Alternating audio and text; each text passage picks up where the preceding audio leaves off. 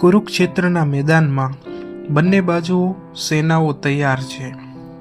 પાંડવો તરફથી અર્જુન પોતાનું ગાંડીવ હાથમાં લઈને રથ પર ઊભો છે, પણ સામે જેમ જેમ કૌરવોની સેનાનું અવલોકન કરે છે તેમ તેમ તેનું મન અકળાય છે. આંખ સામે પિતામહ ભીષ્મ છે, ગુરુ દ્રોણ છે, પોતાના ભાઈબંધુઓ છે, અને અર્જુનના હાથમાંથી ધનુષ છૂટી જાય છે. શરીર કાંપવા લાગે છે અને તે ભગવાન શ્રી કૃષ્ણને કહે છે કે હે પાર્થ, હું યુદ્ધ નથી કરી શકતો. મારી સામે તો મારા જ લોકો છે અને તેમને મારીને હું શું જીતીશ? એનો કોઈ અર્થ ખરો? ત્યારે ભગવાન શ્રી કૃષ્ણ સ્મિત કરે છે અને એ સ્મિત પરમ શાંતિ આપે છે. અર્જુન હવે શિષ્યના ભાવથી પૂછે છે કે હે પાર્થ, હવે હું તમારો શિષ્ય છું, મને સાચો માર્ગ બતાવો.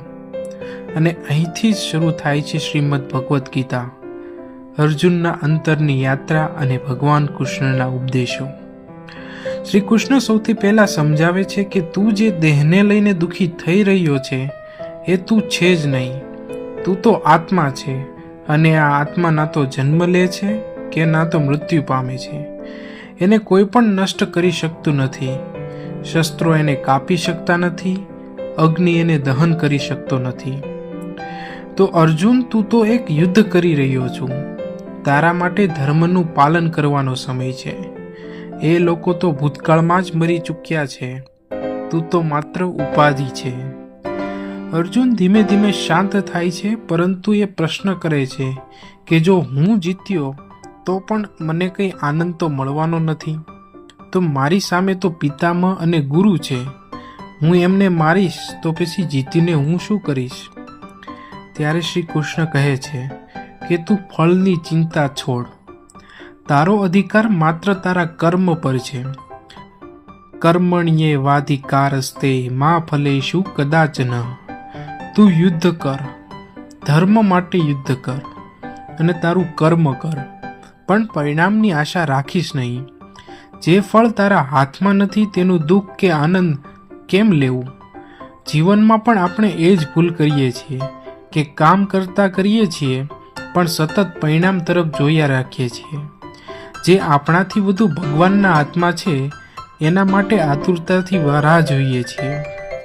ભગવાન શ્રી કૃષ્ણના આ ઉદ્દેશમાં જીવનનો મૂળ મંત્ર રહેલો છે, જેને કહે છે નિસ્વાર્થ કર્મ.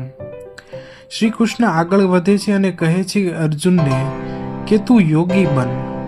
યોગ એટલે કે બધામાં સંભાવ રાખ. તું સુખ આવે ત્યારે પણ ધૈર્ય રાખજે અને દુઃખ આવે ત્યારે પણ તૂટતો નહીં. સુખ અને દુઃખ બંને આવવાના છે અને જવાના છે. જેમ શિયાળો આવે છે અને જાય છે તેમ દુઃખ અને આનંદ પણ સ્થાયી નથી. યોગી એ છે કે જે બંને પરિસ્થિતિમાં સ્થિર રહે. આ બધું અર્જુન ધીમે ધીમે સમજવા લાગે છે અને તે કૃષ્ણને પૂછે છે કે હે ભગવાન, તો તમે કોણ છો? બસ આટલું જ સાંભળતા ભગવાન શ્રી કૃષ્ણ અર્જુનને વિશ્વરૂપના દર્શન કરાવે છે. આ એ જ વિશ્વરૂપ છે કે જે આજ સુધી વિશ્વમાં કોઈ કાવ્યો કે શબ્દોમાં પકડાયું નથી. અર્જુન આ જોઈ શકે છે કે શ્રી કૃષ્ણના શરીરમાં જ આખું બ્રહ્માંડ છે. દરેક દિશામાં તેમનું મુખ છે, આંખો છે, જેમાં મહાઅગ્નિ બધું ભસ્મ કરી નાખે છે. તેમ તેઓ યુદ્ધના તમામ પાત્રોને પોતાનામાં શોષી લે છે. આ જોઈ અર્જુન ભયભીત થઈ જાય છે અને કહે છે કે હે કૃષ્ણ, તમારું આ રૂપ તો અસહ્ય છે. કૃપા કરીને તમારું બાળ રૂપ દર્શાવો. શ્રી કૃષ્ણ પાછું માયિક સ્વરૂપ ધારણ કરે છે, પણ અર્જુનને હવે સમજાઈ જાય છે કે શ્રી કૃષ્ણ મારા મિત્ર નહીં પણ બ્રહ્મ છે, સમગ્ર જગતના સ્થાપક. પછી ભગવાન શ્રી કૃષ્ણ ભક્તિ યોગની વાત કરે છે. એ કહે છે કે ભક્તિથી જે કંઈ આપે છે તે મને પ્રાપ્ત થાય છે. પત્ર, પુષ્પ, ફળ કે પાણી જો પ્રેમથી આપે તો હું સ્વીકારું છું. મને ઊંચા યજ્ઞોની જરૂર નથી. મને તો હૃદયથી કરેલા ભાવે સંતુષ્ટિ મળે છે. તો અર્જુન કહે છે કે જો કોઈ સામાન્ય માણસ તમારું સ્મરણ કરે તો પણ શું તે તમને પ્રાપ્ત કરી શકે છે? ભગવાન શ્રી કૃષ્ણ કહે છે કે હા, જે અંતિમ ક્ષણે પણ મારું સ્મરણ કરે છે, હું તેને અવશ્ય મારા ધામમાં લઈ જાઉં છું. અને આ વાત આપણને જાણવા મળે છે ગીતામાંથી. અને ગીતા એ માત્ર ગ્રંથ નથી, જીવન જીવવાનો માર્ગ છે. આપણે રોજે રોજના જીવનમાં ભટકી જઈએ છીએ, પરિણામની ચિંતા કરીએ છીએ, તદ્દન દેહ સાથે પોતાને સાંકળીએ છીએ, જ્યારે આ બધા દુઃખનો ઉકેલ તો ગીતા પાસે છે. જુવાનીમાં ખૂબ ઊંચી ઈચ્છાઓ હોય છે, પૈસાની, નામની, પ્રતિષ્ઠાની, અને એ બધું મળતું નથી ને ત્યારે તણાવ, ડિપ્રેશન અને ચિંતાઓ વધવા લાગે છે. પણ જો ગીતા વાંચીએ ને તો એમાં કહેવામાં આવ્યું છે કે તું તારા કર્મને સાચું રાખ, ફળ મારા પર છોડ. પરિણામ નથી મળતું એ દુઃખ, એ વાતનું દુઃખ નથી.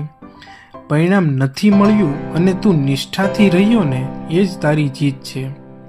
તું શુદ્ધ રહે, યોગી બન, જેમાં કોઈ સાથે વેર નહીં, ક્રોધ નહીં, ઈર્ષા નથી, ભય નથી. એવો ભક્ત મને ખૂબ જ પ્રિય છે.